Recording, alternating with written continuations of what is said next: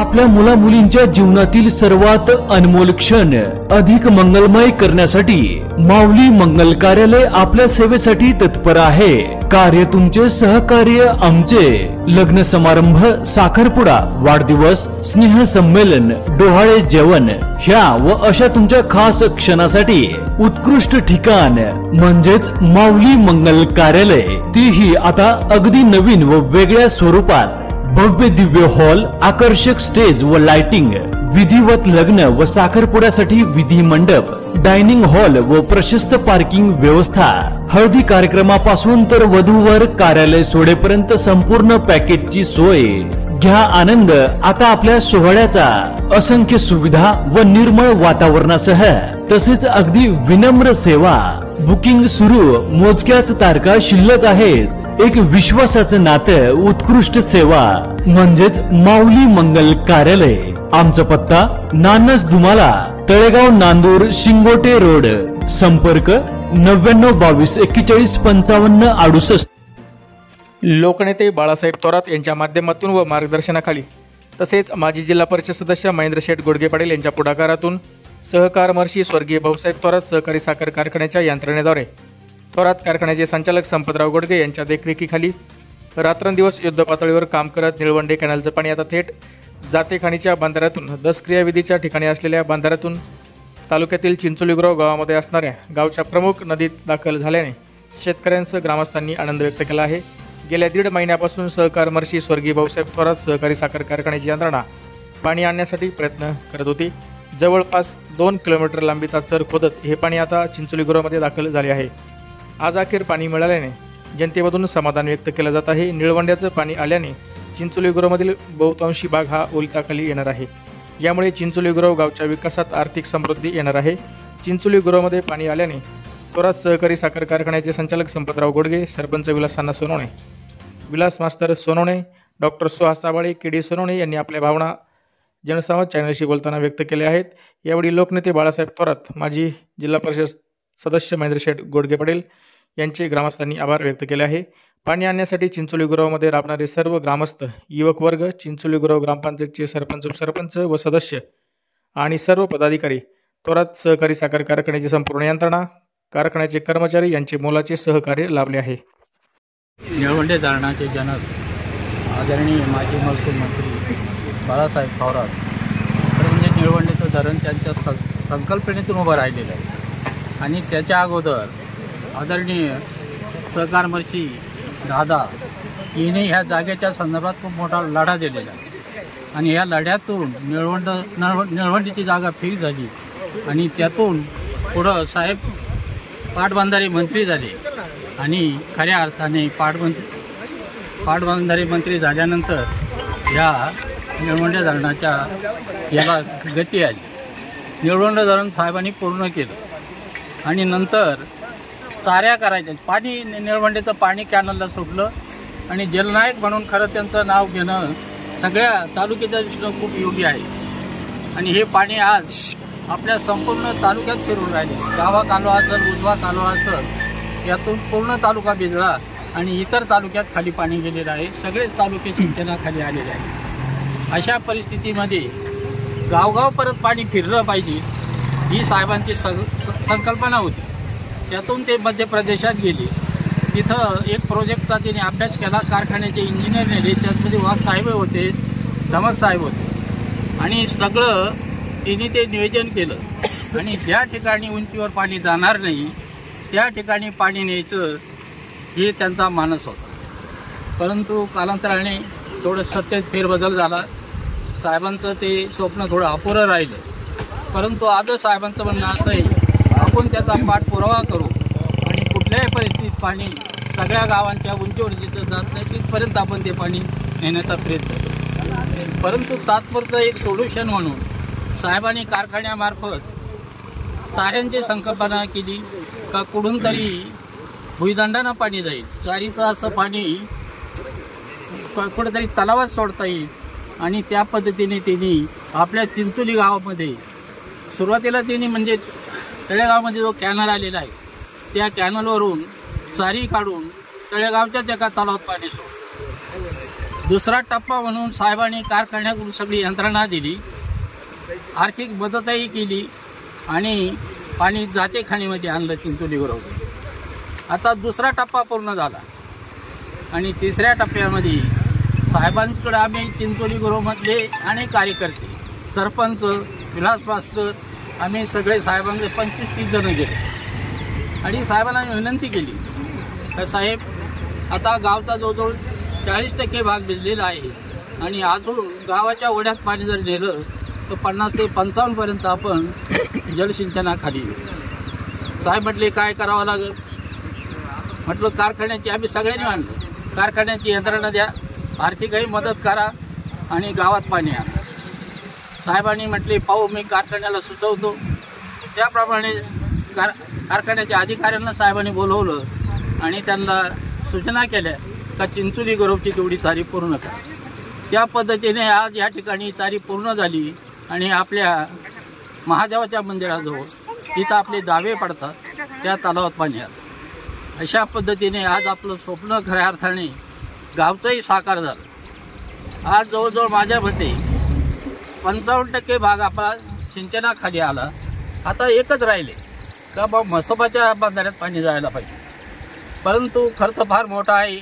त्याचंही थोडंसं आपण साहेबांच्या माध्यमातून कुठंतरी सरकारच्या याच्यातून त्यालाही आपण गती देण्याचा साहेबांना सांगू. साहेब त्याला निश्चित पद्धतीने गती कुठंतरी देतील आणि ते जर म्हसोबाच्या बंधाऱ्यात पाणी गेलं तर माझं मत आहे 70% आपली चिंचोली गुरवची जमीन सिंचनाखाली राहिली. 30% जमीन आपण भोजापुरचं पाणीसुद्धा आपण चारी केलेली, कारखान्याने केली.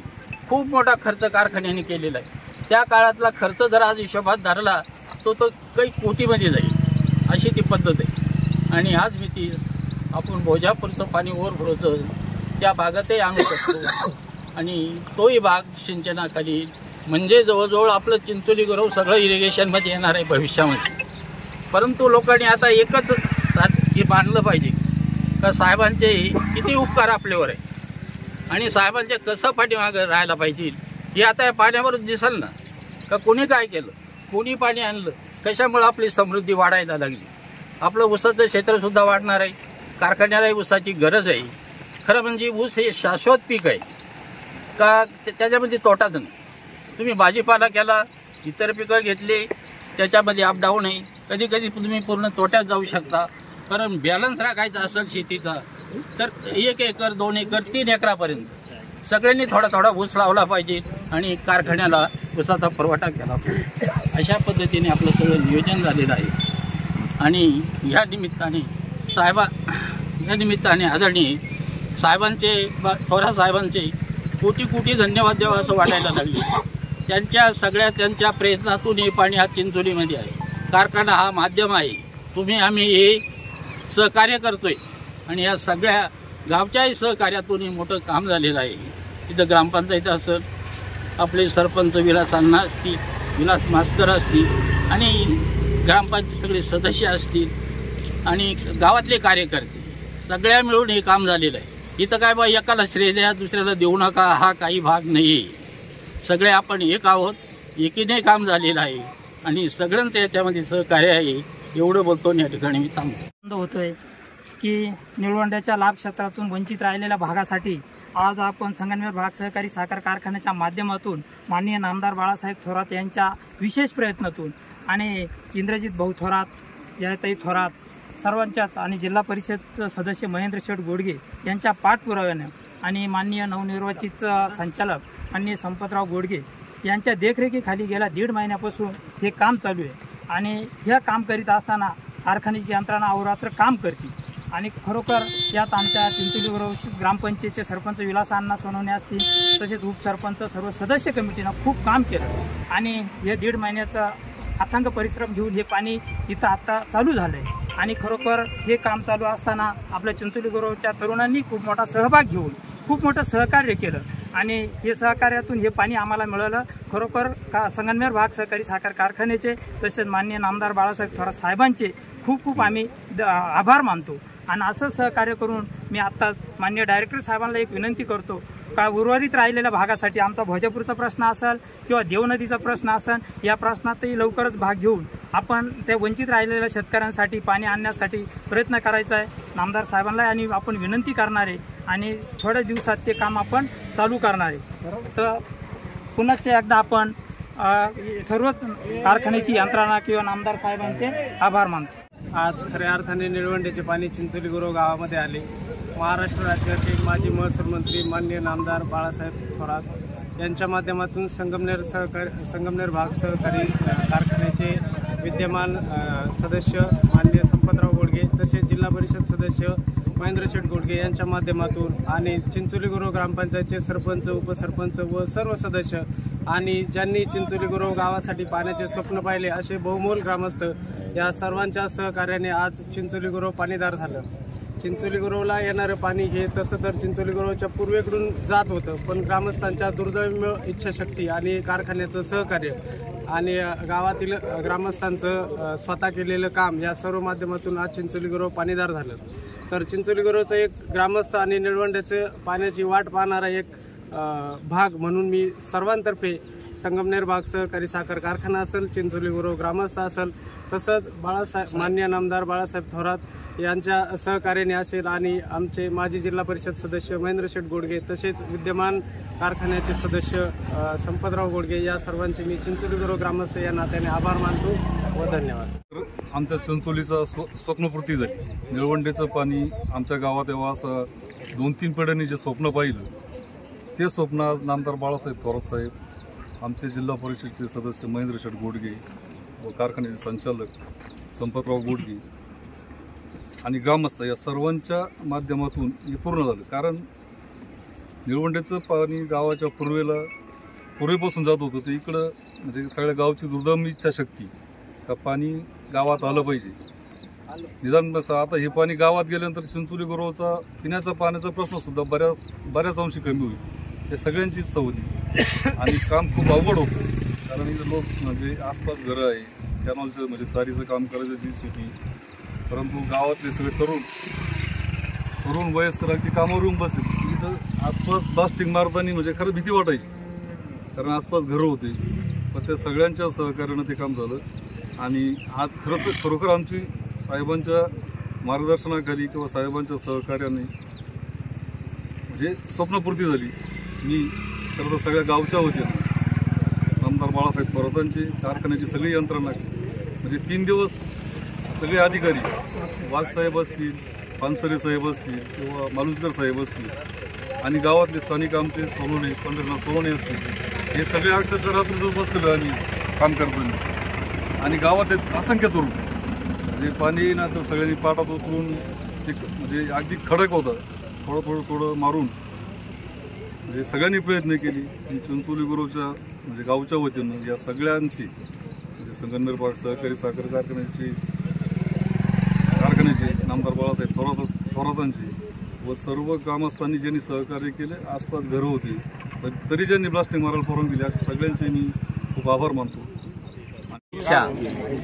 आदरणीय नामदार बाळासाहेब थोरात यांच्या सहकार्यानं भाऊसाहेब संतजी थोरात सहकारी साखर कारखान्याचे विद्यमान संचालक जे सतत तळमळीनं या पाण्याची प्रतीक्षा संपवण्यासाठी प्रयत्न करत होते, असे आमचे मार्गदर्शक संपतरावजी गोडगे, आमच्या गटाचे माजी जिल्हा परिषद सदस्य महेंद्र शेठ गोडगे, आमचे ग्रामपंचायतचे नवनिर्वाचित दराडीचे सरपंच आदरणीय विलासांना, उपसरपंच विनोद गोडगे, तसेच सर्व ग्रामपंचायत सदस्य आणि गावातले सर्व तळमळीचे ज्या प्रतीक्षेत आजपर्यंत होते त्या सर्वांनीच योगदान दिलं आणि आज खऱ्या अर्थानं निळवंड्याचं पाणी आपल्या शेतापर्यंत नव्हे गावापर्यंत आले. खरं तर ही प्रतीक्षा आमच्या गावकऱ्यांचीच नव्हती, तर आदरणीय बाळासाहेब थोरात साहेबांचं हे स्वप्न पूर्ती झाली असं मी म्हणेल. आणि त्यांना आमच्या गावच्या वतीनं सर्व प्रतीक्षित नागरिकांच्या वतीनं खूप खूप धन्यवाद देतो आणि पुनश्च एकदा आदरणीय बाळासाहेब थोरात साहेबांचे आभार व्यक्त करतो आणि थांबतो. रामकृष्ण.